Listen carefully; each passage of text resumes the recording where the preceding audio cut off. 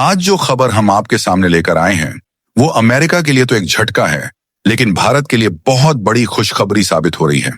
कुछ महीने पहले अमेरिका ने जो H-1B वीजा से जुड़ा कदम उठाया था, उसे अब खुद अमेरिकी प्रशासन अपनी सबसे बड़ी गलती मान रहा है। क्योंकि इस कदम के बाद जो बड़ी बड़ी अमेरिकी टेक कंपनियां थीं, जिन्होंने हमेशा भारतीय टैलेंट पर भरोसा किया था, उन्होंने अमेरिका में लोगों को हायर करना लगभग बंद कर दिया और अब वो भारत की ओर लौट रही हैं। असल में जब अमेरिकी सरकार ने H-1B वीजा पर सख्ती की थी, तब कंपनियों ने साफ कह दिया था कि अगर हमें भारतीय टैलेंट को अमेरिका लाने में दिक्कत होगी, तो हम अपनी कंपनियों को ही भारत में शिफ्ट कर लेंगे। और दोस्तों, यही अब हो रहा है। गूगल, माइक्रोसॉफ्ट और कई दिग्गज टेक कंपनियों ने ऐलान किया कि वे अपने ऑफिस और टेक हब्स को भारत में स्थापित करेंगी, ताकि यहीं से इंडियन इंजीनियर्स और प्रोफेशनल्स डायरेक्टली काम कर सकें। ये ट्रेंड सर्विस सेक्टर में तो देखा ही गया था, लेकिन अब मैन्युफैक्चरिंग सेक्टर की कंपनियां भी यही रास्ता पकड़ रही हैं। और इसी कड़ी में आई है एक बहुत बड़ी खबर। अमेरिका की जानी मानी ऑटोमोबाइल कंपनी फोर्ड ने घोषणा की है कि वो अपना मैन्युफैक्चरिंग बेस भारत में बढ़ाना चाहती है। याद कीजिए, यही फोर्ड कुछ साल पहले भारत से बाहर चली गई थी क्योंकि उसे यहां पर नुकसान हो रहा था। लेकिन अब वही कंपनी वापस आने के लिए तैयार है।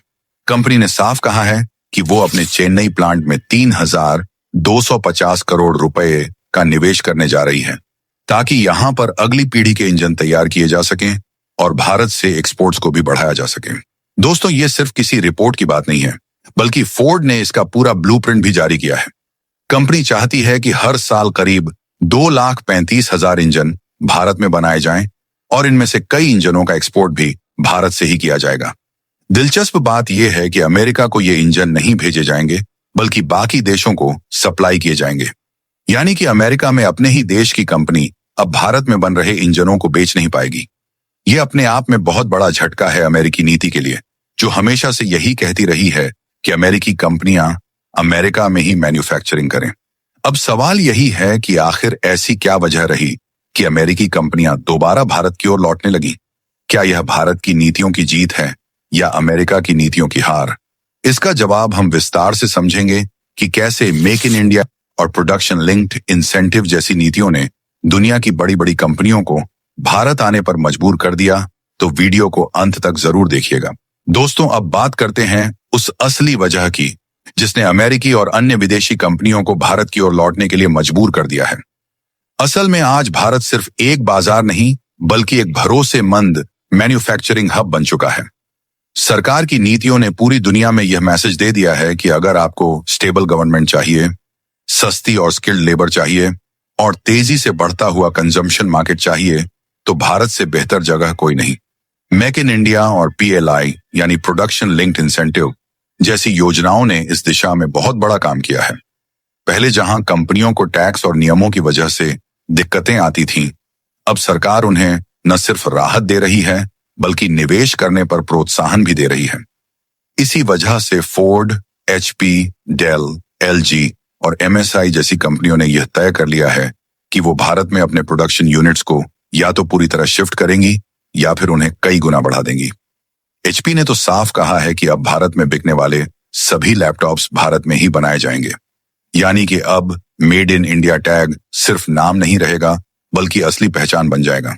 और दोस्तों, ये सिर्फ अमेरिका की बात नहीं है, बल्कि साउथ कोरिया, ताइवान और जापान की कंपनियां भी भारत में निवेश कर रही हैं। LG कंपनी ने 1,000 करोड़ रुपए का नया निवेश घोषित किया है, जिससे भारत में कैपिटल गुड्स की मैन्युफैक्चरिंग और बढ़ेगी। ताइवान की जानी मानी कंपनी MSI ने भी चेन्नई में हाई एंड गेमिंग लैपटॉप्स के लिए एक नया मैन्युफैक्चरिंग सेटअप शुरू करने का फैसला किया है, जो कि भारत की सेमीकंडक्टर कंपनी सिरमा के साथ मिलकर किया जाएगा। इससे यह साफ हो गया है कि अब भारत एशिया का नया मैन्युफैक्चरिंग सेंटर बन चुका है। अब सवाल यह उठता है कि आखिर क्यों भारत ही चुना जा रहा है, जबकि वियतनाम, इंडोनेशिया या मलेशिया जैसे देश भी विकल्प के रूप में मौजूद हैं। इसका पहला कारण है भारत की जनसांख्यिकी यानी हमारा डेमोग्राफिक डिविडेंड। भारत के पास युवा और तकनीकी रूप से प्रशिक्षित वर्कफोर्स है। लगभग 65% भारतीय आबादी 35 साल से कम उम्र की है, जो अंग्रेजी बोल सकती है और टेक्नोलॉजी में कुशल है। ये चीज किसी भी मैन्युफैक्चरिंग कंपनी के लिए सबसे बड़ा आकर्षण है, क्योंकि उन्हें ऐसी लेबर चाहिए जो सस्ती भी हो और स्किल्ड भी। दूसरा बड़ा कारण है भारत की भू राजनीतिक स्थिति। आज अमेरिका और चीन के बीच जो तनाव चल रहा है, उसने सारी कंपनियों को यह सोचने पर मजबूर कर दिया है कि सिर्फ चीन पर निर्भर रहना कितना खतरनाक है। इसी वजह से दुनिया की कई कंपनियां सप्लाई चेन को डाइवर्सिफाई कर रही हैं और भारत इस नए ग्लोबल नेटवर्क का सबसे मजबूत नोड बन चुका है। और तीसरा कारण है भारत की तेजी से बढ़ती अर्थव्यवस्था। IMF और वर्ल्ड बैंक दोनों ने यह माना है कि भारत आने वाले वर्षों में सबसे तेजी से बढ़ती बड़ी अर्थव्यवस्था होगी। दोस्तों, ये वही बातें हैं जो अब अमेरिका के खुद के निवेश बैंक भी मानने लगे हैं। गोल्डमैन सैक्स की हालिया रिपोर्ट इसका सबसे बड़ा उदाहरण है। उन्होंने कहा है कि भारत आने वाले वर्षों में दुनिया का अगला बुल मार्केट बनने जा रहा है। रिपोर्ट के अनुसार निफ्टी 50 इंडेक्स 14% तक की बढ़त दिखा सकता है और 29,000 के स्तर तक पहुंच सकता है। यानी कि भारत का स्टॉक मार्केट अब एक नई ऊंचाई छूने वाला है। यह रिपोर्ट ऐसे समय पर आई है जब अमेरिका में खुद महंगाई बढ़ रही है, ग्रोथ धीमी है और कंपनियां मैन्युफैक्चरिंग के लिए नई जगह तलाश रही हैं। ऐसे में भारत का स्थिर माहौल और नीति आधारित इकोसिस्टम उन्हें अपने निवेश के लिए एक सुरक्षित ठिकाना दे रहा है। दोस्तों, अब अगर हम गोल्डमैन सैक्स की इस रिपोर्ट को थोड़ा गहराई से समझें, तो यह सिर्फ एक आर्थिक विश्लेषण नहीं, बल्कि दुनिया के लिए एक संकेत है। बैंक ने साफ कहा है कि बाकी उभरती हुई अर्थव्यवस्थाओं की तुलना में भारत की स्थिति कहीं ज्यादा मजबूत है।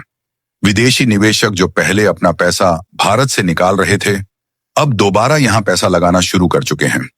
इसका कारण है भारत की नीतियों में स्थिरता, RBI की समझदारी भरी मौद्रिक नीति और सरकार की नीति समर्थन वाली भूमिका।